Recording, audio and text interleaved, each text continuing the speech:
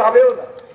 কারণ ঘরে ঘরে ধানের শীষ, ঘরে ঘরে খালেদা জিয়া, ঘরে ঘরে জিয়ার সৈনিক, ঘরে ঘরে তারেক জিয়া, ঘরে ঘরে সালাদ পৌঁছে দেবেন আপনারা ইনশাআল্লাহ।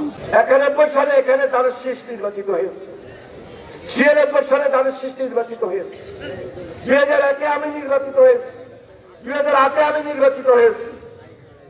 তাহলে লক্ষ্মীপুরের মানুষ ধানের শীষের বাইরে কোনোদিন যায় নাই, লক্ষ্মীপুরের মানুষ ধানের শীষের বাইরে কোনোদিন যাবেও না। কারণ ঘরে ঘরে ধানের শীষ, ঘরে ঘরে খালেদা জিয়া, ঘরে ঘরে জিয়ার সৈনিক, ঘরে ঘরে তারেক জিয়া, ঘরে ঘরে সালাদ পৌঁছে দেবেন আপনারা ইনশাআল্লাহ। আমি আজকে আপনাদের কাছে এসেছি দোয়া নেওয়ার জন্য।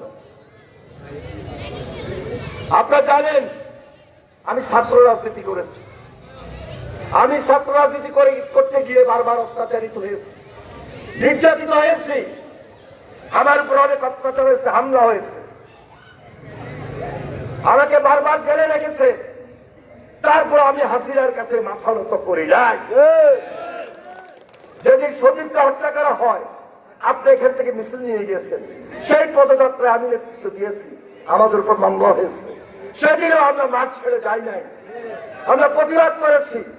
আমার সঙ্গে অনেক নেতা, অনেক কর্মী, অনেক সাধারণ মানুষ, বোনেরা পর্যন্ত নির্যাতিত হয়েছে, আমার বাড়িতে হামলা হয়েছে, আমাদের নেতাদের বাড়িতে হামলা হয়েছে, একবার না কয়েকবার, বারবার বারবার।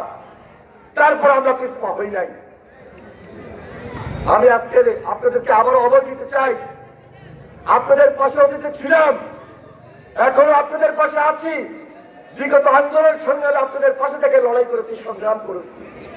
আগামী দিনে আপনাদের পাশে থেকে এই ধানের শীষকে জিতে আনার জন্য আপনারা আমাকে যেভাবে দোয়া করবেন, যেভাবে সহযোগিতা করেছেন, আপনার ঘরে ঘরে সেই দাওয়াত পুষিয়ে দিয়ে আবারও ফেব্রুয়ারি মাসে যে নির্বাচন অনুষ্ঠিত হবে, সেই নির্বাচনে একজন নির্বাচিত প্রতিনিধি হিসাবে আপনাদের পক্ষে কথা বলার সুযোগ তৈরি করে দেবেন ইনশাআল্লাহ।